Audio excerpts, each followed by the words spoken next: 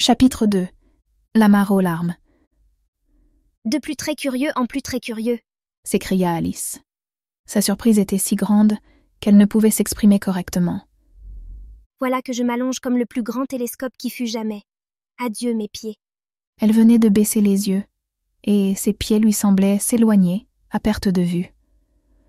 Oh, mes pauvres petits pieds. Qui vous mettra vos bas et vos souliers maintenant, mes mignons? Quant à moi, je ne le pourrai certainement pas. Je serai bien trop loin pour m'occuper de vous. Arrangez-vous du mieux que vous pourrez. Il faut cependant que je sois bonne pour eux. Pensa Alice. Sans cela, ils refuseront peut-être d'aller du côté que je voudrais. Ah, je sais ce que je ferai. Je leur donnerai une belle paire de bottines à Noël. Puis elle chercha dans son esprit comment elle s'y prendrait, Il faudra les envoyer par le messager. pensa-t-elle. Quelle étrange chose d'envoyer des présents à ses pieds. Et l'adresse donc, c'est cela qui sera drôle. À monsieur le pied droit d'Alice, tapis du foyer, près le garde-feu, de la part de mademoiselle Alice. Oh, que d'enfantillage je dis là. Au même instant, sa tête heurta contre le plafond de la salle. C'est qu'elle avait alors un peu plus de 9 pieds de haut. Vite, elle saisit la petite clé d'or et courut à la porte du jardin. Pauvre Alice, c'est tout ce qu'elle put faire, après s'être étendue de tout son long sur le côté, que de regarder du coin de l'œil dans le jardin. Quant à traverser le passage, il n'y fallait plus songer. Elle s'assit donc et se remit à pleurer. « Quelle honte, Dit Alice. une grande fille comme vous, Grande était bien le mot. pleurer de la sorte. Allons, finissez, vous dis-je. » Mais elle continua de pleurer, versant des torrents de larmes, si bien qu'elle se vit à la fin entourée d'une grande mare, profonde d'environ 4 pouces et s'étendant jusqu'au milieu de la salle. Quelque temps après, elle entendit un petit bruit de pas dans le lointain. Vite, elle s'essuya les yeux pour voir ce que c'était. C'était le lapin blanc, en grande toilette, tenant d'une main une paire de gants paille, et de l'autre un large éventail. Il accourait tout affairé, marmottant entre ses dents. « Oh, la duchesse, elle sera dans une belle colère si je l'ai fait attendre. » Alice se trouvait si malheureuse qu'elle était disposée à demander secours au premier venu. Ainsi, quand le lapin fut près d'elle, elle lui dit d'une voix humble et timide. « Je vous en prie, monsieur. » Le lapin tressaillit d'épouvante, laissa tomber les gants et l'éventail, se mit à courir à toutes jambes et disparut dans les ténèbres. Alice ramassa les gants et l'éventail, et, comme il faisait très chaud dans cette salle, elle s'éventa tout en se faisant la conversation. Que tout est étrange aujourd'hui. Hier, les choses se passaient comme à l'ordinaire. Peut-être m'a-t-on changé cette nuit. Voyons, étais-je la même petite fille ce matin en me levant? Je crois bien me rappeler que je me suis trouvée un peu différente. Mais si je ne suis pas la même, qui suis-je donc, je vous prie? Voilà l'embarras. Elle se mit à passer en revue dans son esprit toutes les petites filles de son âge qu'elle connaissait, pour voir si elle avait été transformée en l'une d'elles. « Bien sûr, je ne suis pas Ada, » dit-elle. Elle a de longs cheveux bouclés, et les miens ne frisent pas du tout. Assurément, je ne suis pas ma belle, car je sais tout plein de choses, et ma belle ne sait presque rien. Et puis, du reste, ma belle, c'est ma belle. Alice, c'est Alice. Oh, mais quelle énigme que cela! Voyons si je me souviendrai de tout, ce que je savais. 4 fois 5 font 12, 4 fois 6 font 13, 4 fois 7 font... Je n'arriverai jamais à 20 de ce train-là. Mais peu importe la table de multiplication. Essayons de la géographie. Londres est la capitale de Paris, Paris la capitale de Rome, et Rome la capitale de... Mais non, ce n'est pas cela, j'en suis bien sûre. Je dois être changée en ma belle. Je vais tâcher de réciter Maître Corbeau. Elle croisa les mains sur ses genoux comme quand elle disait ses leçons, et se mit à répéter la fable, d'une voix rauque et étrange, et les mots ne se présentaient plus comme autrefois. Maître Corbeau, sur un arbre perché, faisait son nid entre des branches. Il avait relevé ses manches, car il était très affairé. Maître Renard, par là passant, lui dit « Descendez donc, compère, venez embrasser votre frère. » Le corbeau, le reconnaissant, lui répondit en son ramage « Fromage. » « Je suis bien sûre que ce n'est pas ça du tout. » s'écria la pauvre Alice, et ses yeux se remplirent de larmes. « Ah, je le vois bien, je ne suis plus Alice, je suis ma belle, et il me faudra aller vivre dans cette vilaine petite maison, où je n'aurai presque pas de jouets pour m'amuser. Oh, que de leçons on me fera apprendre. Oui, certes, j'y suis bien résolue, Si je suis ma belle, je resterai ici. Ils auront beau passer la tête là-haut et me crier « Reviens auprès de nous, ma chérie !» Je me contenterai de regarder en l'air et de dire « Dites-moi d'abord qui je suis, et s'il me plaît d'être cette personne-là, j'irai vous trouver. Sinon, je resterai ici jusqu'à ce que je devienne une autre petite fille. » Et pourtant, dit Alice en fondant en larmes. je donnerais tout au monde pour les voir montrer la tête là-haut.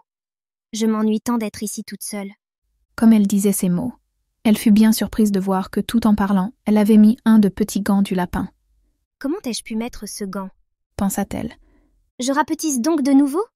Elle se leva, alla près de la table pour se mesurer, et jugea, autant qu'elle pouvait s'en rendre compte, qu'elle avait environ 2 pieds de haut et continuait de raccourcir rapidement. Bientôt elle s'aperçut que l'éventail qu'elle avait à la main en était la cause. Vite elle le lâcha, tout juste à temps pour s'empêcher de disparaître tout à fait. « Je viens de l'échapper belle. » dit Alice, tout émue de ce brusque changement, mais bien aise de voir qu'elle existait encore. « Maintenant, vite au jardin. » Elle se hâta de courir vers la petite porte. Mais hélas, elle s'était refermée et la petite clé d'or se trouvait sur la table de verre, comme tout à l'heure. « Les choses vont de mal en pis. » pensa la pauvre enfant. Jamais je ne me suis vue si petite. Jamais. Et c'est vraiment pas trop fort. À ces mots, son pied glissa, et flac, la voilà dans l'eau salée jusqu'au menton. Elle se crut d'abord tomber dans la mer. Dans ce cas, je retournerai chez nous en chemin de fer, se dit-elle. Alice avait été au bord de la mer une fois en sa vie, et se figurait que sur n'importe quel point des côtes se trouvent un grand nombre de cabines pour les baigneurs, des enfants qui font des trous dans le sable avec des pelles en bois, une longue ligne de maisons garnies, et derrière ces maisons, une gare de chemin de fer. Mais elle comprit bientôt qu'elle était dans une mare formée des larmes qu'elle avait pleurées quand elle avait 9 pieds de haut. « Je voudrais bien n'avoir pas tant pleuré, » dit Alice tout en nageant de côté et d'autre pour tâcher de sortir de là. « Je vais en être punie sans doute, en me noyant dans mes propres larmes. C'est cela qui sera drôle. Du reste, tout est drôle aujourd'hui. » Au même instant, elle entendit patauger dans la mare à quelques pas de là, et elle nagea de ce côté pour voir ce que c'était. Elle pensa d'abord que ce devait être un cheval marin ou hippopotame, puis elle se rappela combien elle était petite maintenant, et découvrit bientôt que c'était tout simplement une souris qui, comme elle, avait glissé dans la mare. Si j'adressais la parole à cette souris, tout est si extraordinaire ici qu'il se pourrait bien qu'elle sût parler. Dans tous les cas, il n'y a pas de mal à essayer. Elle commença donc. « Oh souris, savez-vous comment on pourrait sortir de cette mare? Je suis bien fatiguée de nager. Oh souris !» Alice pensait que c'était là la bonne manière d'interpeller une souris. Pareille chose ne lui était jamais arrivée, mais elle se souvenait d'avoir vu dans la grammaire latine de son frère. La souris, de la souris, à la souris, ô souris. La souris la regarda d'un air inquisiteur. Alice crut même l'avoir cligné un de ses petits yeux, mais elle ne dit mot. « Peut-être ne comprend-elle pas cette langue, » dit Alice. « C'est sans doute une souris étrangère nouvellement débarquée. Je vais essayer de lui parler italien. Dove il mio gatto ?» C'étaient là les premiers mots de son livre de dialogue. La souris fit un bond hors de l'eau et parut trembler de tous ses membres. « Oh, 1000 pardons !» s'écria vivement Alice, qui craignait d'avoir fait de la peine au pauvre animal. « J'oubliais que vous n'aimez pas les chats. »« Aimez les chats. Cria la souris d'une voix perçante et colère. Et vous, les aimeriez-vous si vous étiez à ma place? Non, sans doute, dit Alice d'une voix caressante pour l'apaiser. Ne vous fâchez pas. Pourtant, je voudrais bien vous montrer Dina, notre chatte. Oh! Si vous la voyiez, je suis sûre que vous prendriez de l'affection pour les chats. Dina est si douce et si gentille. Tout en nageant nonchalamment dans la mare et parlant moitié à part soi, moitié à la souris, Alice continua.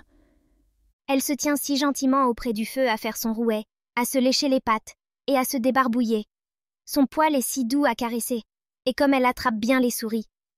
Oh, pardon, dit encore Alice, car cette fois le poil de la souris s'était tout hérissé, et on voyait bien qu'elle était fâchée tout de bon. Nous n'en parlerons plus si cela vous fait de la peine. Nous, dites-vous, s'écria la souris, en tremblant de la tête à la queue. Comme si moi je parlais jamais de pareilles choses. Dans notre famille, on a toujours détesté les chats, viles créatures sans foi ni loi. Que je ne vous en entende plus parler. Eh bien non, dit Alice, qui avait hâte de changer la conversation. Est-ce que vous aimez les chiens? La souris ne répondit pas, et Alice dit vivement « Il y a tout près de chez nous un petit chien bien mignon que je voudrais vous montrer. C'est un petit terrier aux yeux vifs, avec de longs poils bruns frisés. Il rapporte très bien. Il se tient sur ses 2 pattes de derrière, et fait le beau pour avoir à manger.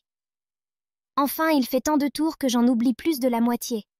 Il appartient à un fermier qui ne le donnerait pas pour 1000 francs, tant il lui est utile. Il tue tous les rats et aussi. » « Oh !» reprit Alice d'un ton chagrin. « Voilà que je vous ai encore offensé. » En effet, la souris s'éloignait en nageant de toutes ses forces, si bien que l'eau de la mare en était tout agitée. Alice la rappela doucement. « Ma petite souris, revenez, je vous en prie. Nous ne parlerons plus ni de chiens ni de chats, puisque vous ne les aimez pas. » À ces mots, la souris fit volte-face et se rapprocha tout doucement. Elle était toute pâle de colère, pensait Alice. La souris dit d'une voix basse et tremblante. « Gagnons la rive, je vous conterai mon histoire, et vous verrez pourquoi je hais les chats et les chiens. » Il était grand temps de s'en aller, car la mare se couvrait d'oiseaux et de toutes sortes d'animaux qui y étaient tombés. Il y avait un canard, un dodo, un lori, un aiglon et d'autres bêtes extraordinaires. Alice prit les devants, et toute la troupe nagea vers la rive.